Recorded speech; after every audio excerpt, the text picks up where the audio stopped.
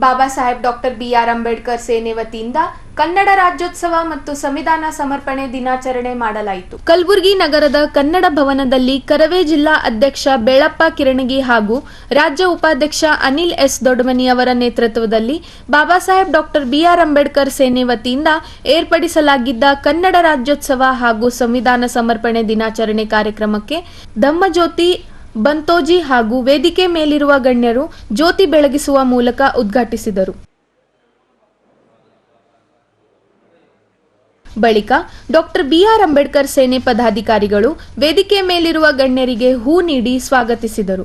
ನಂತರ ಸಾಮಾಜಿಕ ಕ್ಷೇತ್ರದಲ್ಲಿ ಸೇವೆ ಸಲ್ಲಿಸಿದ ಡಾಕ್ಟರ್ ಅನೂಪ್ ದೇಸಾಯಿ, ಸಂತೋಷ್ ಜಮಾದಾರ್ ಸೇರಿ ಹಲವು ಗಣ್ಯರಿಗೆ ಸನ್ಮಾನಿಸಲಾಯಿತು. ನಂತರ ಕಾರ್ಯಕ್ರಮವನ್ನು ಉದ್ದೇಶಿಸಿ ಕಾಂಗ್ರೆಸ್ ಮುಖಂಡ ಶಿವಾನಂದ್ ಹೊನ್ಗುಂಟಿ ಹಾಗೂ ಬಿಜೆಪಿ ಮುಖಂಡ ಗುಂಡು ಮತ್ತಿಮೂಡ್ ಮತ್ತು ಸಿರಾಜ್ ಶಾಬ್ದಿ ಮಾತನಾಡಿದರು.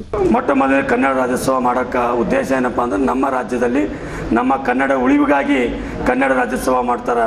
ಯಾಕಂದ್ರೆ ಬೇರೆ ರಾಜ್ಯಗಳಲ್ಲಿ ಹೆಂಗೆ ತಮ್ಮದೇ ಆದ ಒಂದು ರಾಜ್ಯದ ಉಳಿವಾಗಿ ಸಂಘಟನೆಗಳು ಮಾಡ್ತಾರೆ, ಅದೇ ರೀತಿ ನಮ್ಮ ರಾಜ್ಯದಲ್ಲಿ ಕನ್ನಡ ಪರ ಹೋರಾಟಗಳು ಸಂಘಟನೆಗಳು ಇನ್ನೂ ಬಲಪಡಬೇಕು. ಈಗಾಗಲೇ ಹಲವು ಕನ್ನಡ ರಾಜ್ಯೋತ್ಸವದಲ್ಲಿ ಮೊನ್ನೆ ಕೂಡ ಒಂದು ರಾಜ್ಯದ ದೊಡ್ಡ ಕಾರ್ಯಕ್ರಮ ರಂಗಮಂದಿರದಲ್ಲಿ ಆಯೋಜಿಸಿದರು. ಅದೇ ರೀತಿ ಇವತ್ತಿನ ದಿವಸ ಈ ಒಂದು ಕನ್ನಡ ಭವನದಲ್ಲಿ ಕೂಡ ಈ ಒಂದು ಕಾರ್ಯಕ್ರಮ ಏನು ಹಮ್ಮಿಕೊಂಡಿದ್ದಾರೆ, ಮೊಟ್ಟ ಮೊದಲೇ ಅವರಿಗೆ ಧನ್ಯವಾದ ಹೇಳ್ತೀನಿ. ಯಾಕಪ್ಪ ಅಂತಂದರೆ ಈ ರೀತಿ ಕಾರ್ಯಕ್ರಮಗಳು ಮಾಡಿದಾಗೆ ಒಂದೊಂದು ಕನ್ನಡ ಪರ ಹೋರಾಟಗಳು ಈ ರಾಜ್ಯದಲ್ಲಿ ಶಕ್ತಿವಾಗಿದ್ದಾವೆ ಅಂತ ಹೇಳಕ್ಕೆ ಇಷ್ಟಪಡ್ತೀವಿ. ಯಾಕಪ್ಪ ಅಂತಂದರೆ ಈ ರಾಜ್ಯೋತ್ಸವ ಮಾಡೋ ಉದ್ದೇಶನೇ ಸಂಘಟನೆ ಗಟ್ಟಿಯಾಗಿಗೊಳಿಸೋ ಸಲುವಾಗಿ. ಅದೇ ರೀತಿ ತಾವೇನು ಸಂಘಟನೆಯನ್ನು ಮಾಡ್ತೀರಿ ಆ ಸಂಘಟನೆಯಲ್ಲಿ ಗಟ್ಟಿತನೂ ಇರಬೇಕಷ್ಟೇ. ಯಾಕಂದರೆ ಕೆಟ್ಟದು ಯಾವುದೇ ಒಂದು ಅನ್ಯಾಯ ಮತ್ತು ನಮ್ಮ ರಾಜ್ಯದಲ್ಲಿ ಯಾರೇ ಒಬ್ಬ ಕನ್ನಡಕ್ಕೆ ಅವೇಳನಕಾರಿ ಏನೇ ಒಂದು ಮಾಡಿದ್ರು ತಾವು ನಮ್ಮ ಜಿಲ್ಲೆಯಲ್ಲಿ ಆಗಿರ್ಬೋದು ಕೂಡ ಮೊಟ್ಟ ಮೊದಲು ತಮ್ಮ ದನಿಯಾಗಿರಬೇಕು. ಯಾಕಪ್ಪ ಮಾಡೋ ಉದ್ದೇಶ ಅದೇ ಇರ್ತದೆ. ಅದು ಬಿಟ್ಟು ಯಾವುದೇ ಒಂದು ಕೇಡು ಕೆಲಸಗಳಿಗೆ ಹೋಗಬಾರ್ದು. ಅದೇ ರೀತಿ ಸಂಘಟನೆ ಕೂಡ ಪದಾಧಿಕಾರಿಗಳನ್ನು ನೇಮಕ ಮಾಡಿ ಆ ಪದಾಧಿಕಾರಿಗಳಿಗೂ ಹೆಚ್ಚಿನ ರೀತಿಯಲ್ಲಿ ಜವಾಬ್ದಾರಿಯನ್ನು ಕೊಡಬೇಕು. ಆ ಜಿಲ್ಲೆಗಳಲ್ಲಿ ಆ ತಾಲೂಕುಗಳನ್ನು ಇವತ್ತಿನ ಜಿಲ್ಲಾ ಮಟ್ಟ ಕಾರ್ಯಕ್ರಮ ಮಾಡ್ಲತ್ತೀರಪ್ಪ ಅಂತಂದರೆ ಎಲ್ಲ ತಾಲೂಕುಗಳಿಂದನೂ ಕೂಡ ತಾಲೂಕು ಅಧ್ಯಕ್ಷರುಗಳಿಗೆ ತಾಲೂಕು ಪದಾಧಿಕಾರಿಗಳನ್ನು ಇಂಥದ್ದು ಜಿಲ್ಲಾ ಮಟ್ಟ ಕಾರ್ಯಕ್ರಮದಲ್ಲಿ ಬರೋವಂಥ ಕೆಲಸ ತಾವು ಜಿಲ್ಲಾ ಮಟ್ಟದ ನಾಯಕರುಗಳು ಮಾಡಬೇಕು ಅಂತೇಳಿ ಹೇಳುತ್ತೀನಿ ಈ ವೇದಿಕೆ ಮುಖಾಂತರ. ಯಾಕೆ ಈಗ ಎಷ್ಟು ಕನ್ನಡ ಪರ ಸಂಘಟನೆಗಳ ಸ್ಟ್ರಾಂಗ್ ಆಗಿರ್ತವೆ, ನಾವು ಕನ್ನಡಿಗರು ಕೂಡ ಅಷ್ಟೇ ಸ್ಟ್ರಾಂಗ್ ಆಗಿರ್ತೀವಿ. ಯಾಕಪ್ಪ ನಮ್ಮ ಹಿಂದೆ ನೀವೇ ಇರ್ತೀರಿ. ಒಂದು ಕನ್ನಡ ಪರ ಹೋರಾಟಗಳ ಇದ್ದರೆ ಕೂಡ ನಾವೆಲ್ಲರೂ ಒಂದು ಶಕ್ತಿಯುತವಾಗಿ ಬೇರೆ ಯಾವುದೇ ಒಂದು ಸಂಘಟನೆಗಳಿದ್ದರೆ ಕನ್ನಡ ಪರ ಸಂಘಟನೆಗಳನ್ನ ನಾವು ಆವಾಜಾಗಿ ಮಾತಾಡ್ಬೋದು ಅಂತ ಹೇಳ್ತೀನಿ. ನಮ್ಮನ್ನು ನಾವು ಅರ್ಪಿಸಿಕೊಂಡಂಥ ದಿನ ಯಾವುದಾದ್ರೂ ಸಂವಿಧಾನ ಸಮರ್ಪಣೆ ದಿನ ಅಂತಕ್ಕಂಥ ಮಾತು ಕೂಡ ಹೇಳಬಯಸ್ತೀನಿ. ಇವತ್ತು ನಮ್ಮ ಕನ್ನಡ ಭಾಷೆ ಅಂತಂದರೆ ಕರ್ನಾಟಕ ರಾಜ್ಯ ಮೈಸೂರಿನಲ್ಲಿ ಮೈಸೂರು ಪ್ರಾಂತ್ಯಕ್ಕೆ ಒಳಪಟ್ಟಿತ್ತು. ತದನಂತರ 1973ರಲ್ಲಿ ಕರ್ನಾಟಕವಾಗಿ ನಾಮಕರಣವಾಗಿ ಇತ್ತು. ಮತ್ತು ಕನ್ನಡ ಭಾಷೆ ಬನವಾಸಿ ಕದಂಬರು, ಮೌರ್ಯರು, ಹೊಯ್ಸಳರು, ಅನೇಕ ರಾಷ್ಟ್ರಕೂಟರು, ಅನೇಕ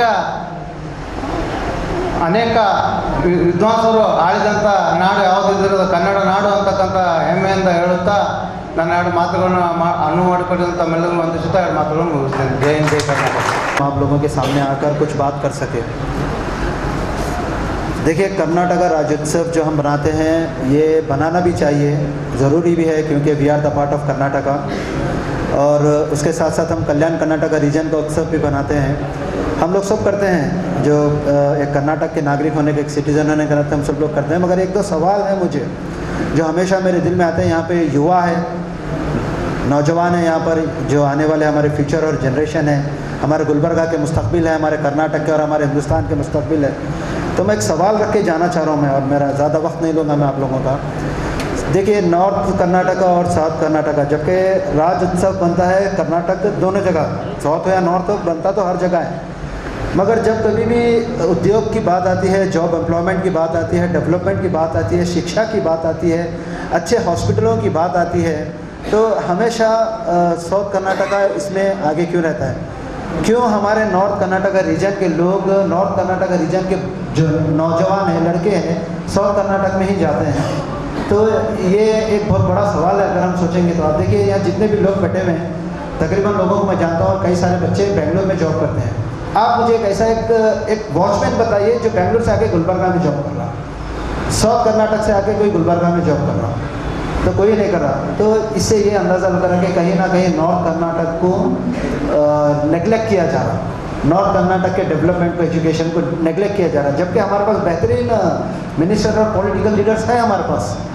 रहने के बाद भी अब देखिए, जापान की एक कंपनी यहाँ पर है कर्नाटक में, they are investing 3000 crore rupees, 3000 crore का वो लोग एक इन्वेस्टमेंट है जहाँ पर फैक्ट्री बन रहा है, मगर वो फैक्ट्री का जो ज़मीन हो रहा कोलार में हो रहा हो, साउथ कर्नाटक में। तो इस तरीके से कहीं ना कहीं नॉर्थ कर्नाटक को नेगलेक्ट किया जा रहा। तो यहाँ पे युवा पीढ़ी है और कांग्रेस के लीडर्स भी है, बीजेपी के लीडर है, हम तो एक संगठन से हमारी आवाज़ वहाँ तक नहीं पहुँचती, मगर जो पॉलिटिकल लीडर है वो लोग की आवाज़ पहुँचती है वहाँ तक। तो हम ये रिक्वेस्ट कर रहे हैं कि जिस तरह साउथ कर्नाटक को एक स्टैब्लिशमेंट दिया गया, उसी तरह नॉर्थ कर्नाटक को भी दिया जाए तो बहुत अच्छा होगा। ಈ ಸಂದರ್ಭದಲ್ಲಿ ಧಮ್ಮಜ್ಯೋತಿ ಬಂತೋಜಿ, ಸಿರಾಜ್ ಶಾಬ್ದಿ, ಸುರೇಶ್ ನಿಲೂರ್, ರಾಷ್ಟ್ರೀಯ ಸಹ ಕಾರ್ಯದರ್ಶಿ ಜೈ ಭೀಮ್, ರಾಜ್ಯ ಉಪಾಧ್ಯಕ್ಷ ಅನಿಲ್ ಎಸ್ ದೊಡ್ಮನಿ, ಜಿಲ್ಲಾ ಅಧ್ಯಕ್ಷ ಮೋಹನ್ ಆರ್ಸಿ ಸೇರಿದಂತೆ ಬಾಬಾ ಸಾಹೇಬ್ ಡಾಕ್ಟರ್ BR ಅಂಬೇಡ್ಕರ್ ಸೇನೆ ಪದಾಧಿಕಾರಿಗಳು ಉಪಸ್ಥಿತರಿದ್ದರು.